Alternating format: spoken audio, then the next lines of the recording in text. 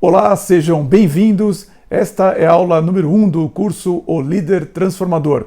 E a primeira coisa que eu quero que você faça para se transformar em líder é escolher um líder de referência. Então, o que eu quero que você faça como exercício é o seguinte: pense em um líder que você admira.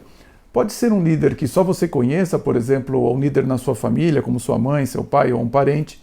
Pode ser um líder que você já trabalhou com ele ou você trabalha com ele neste momento na sua empresa, ou pode ser também um líder histórico, quer seja político, militar, religioso, e que você tem grande empresarial, claro, que você tem um grande apreço por ele.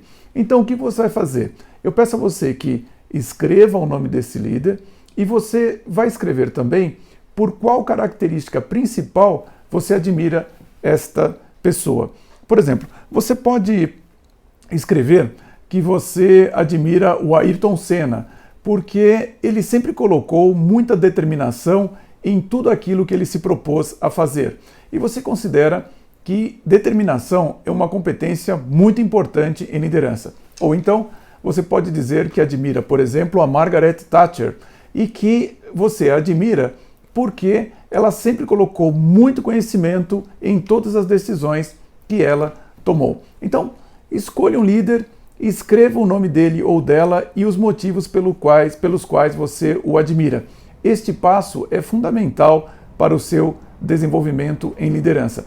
A minha recomendação, inclusive, é que você dê uma pausa aqui no vídeo enquanto você reflete e escreve a respeito dessa pessoa.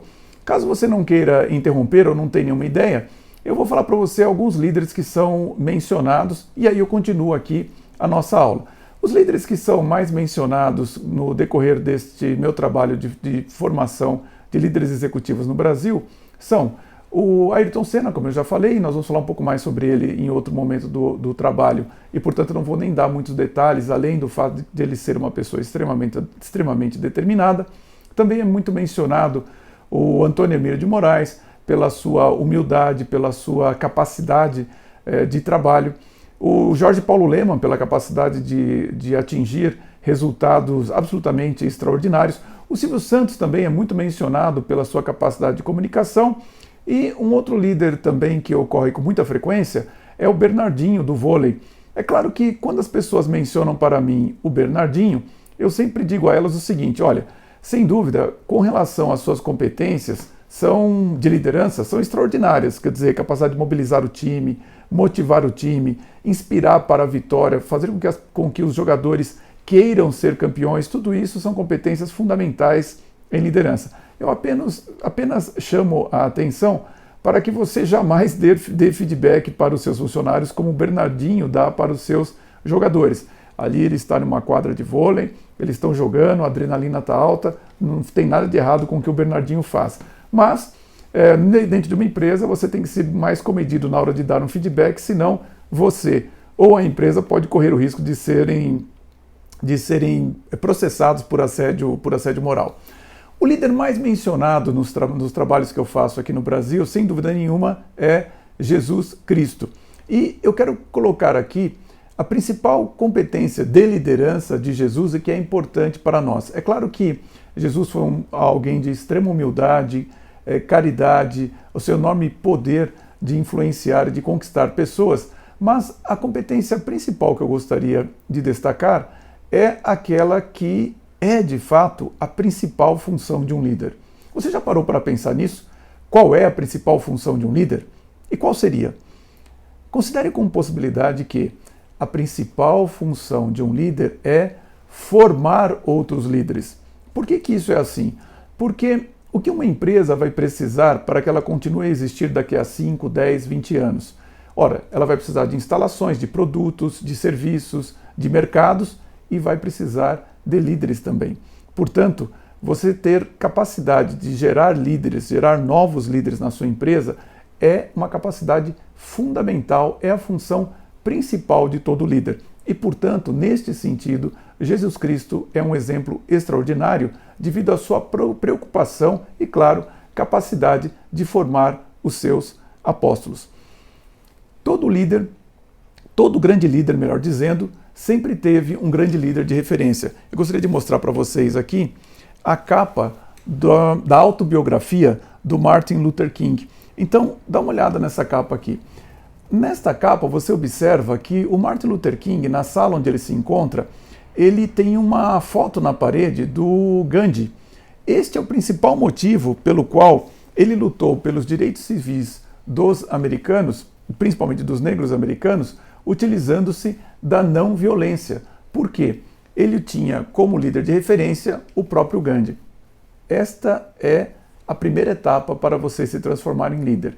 Tenha sempre um grande líder de referência. Eu não sei qual o nome que você colocou ali, mas eu gostaria, inclusive, se possível, que você me mandasse esse nome para o e-mail lider1@silviocelestino.com.br. Eu gostaria de ter uma coleção aqui de quais são os líderes mais mencionados no decorrer desse trabalho. Não esquece que se você colocou um líder que só você conhece, dá o nome completo dele para mim, tá? Para que eu possa registrar isso e ter uma base de dados de referência aqui, não apenas para mim, mas para todos vocês que fazem esse curso de liderança. Por que é tão importante você ter um líder de referência? Existem vários motivos. Um deles é que quando você estiver numa situação muito difícil, mesmo que você esqueça todas as informações, melhor dizendo, que eu passar aqui neste curso, você sempre vai poder fazer a seguinte pergunta: o que o meu líder de referência faria nessa situação tão difícil aqui que eu estou passando? E você sempre vai ter uma grande quantidade de respostas possíveis. Portanto, se o líder que você mencionou é um líder que está vivo, você conhece e tem acesso, por favor, vá até ele e faça a seguinte pergunta: como é que você pensa a liderança? E ouça com muita atenção a resposta que ele tem para te dar. Se o líder que você mencionou é um líder que tem livros escritos a respeito dele, então você vai ler todos os livros possíveis, vai procurar entender muito bem o pensamento de liderança desta pessoa. Ter um líder de referência é, portanto, o primeiro passo para você se transformar em líder. E só para finalizar, algumas vezes acontece de eu fazer esse curso e as pessoas mencionarem líderes como Hitler, Lenin, Mao Tse-tung, Stalin. Esses líderes, eles foram grandes líderes, eles podem servir como referência para nós? A resposta é não. Por quê? Você pode dividir a liderança em dois grandes blocos: líderes de construção e líderes de destruição. Este curso aqui é a respeito de como formarmos líderes de construção. E esses líderes que eu mencionei, eles são líderes que foram terríveis na história. Lenin matou mais de 100 milhões de pessoas na Rússia, Mao Tse-tung matou 70 milhões de pessoas na China, Hitler matou 6 milhões de pessoas só nos campos de concentração, ou seja, são líderes de destruição. É claro que dentro da empresa você vai encontrar também pessoas que não estão a fim de construir nada, mas este curso aqui é para formar líderes capazes de ter propósitos elevados e, portanto, de construir grandes obras, seguir grandes propósitos para a sua carreira e, principalmente, para as empresas. Portanto, repetindo, tenha um líder de referência, mas um líder de construção, um líder positivo, um líder com propósitos elevados. Vamos em frente.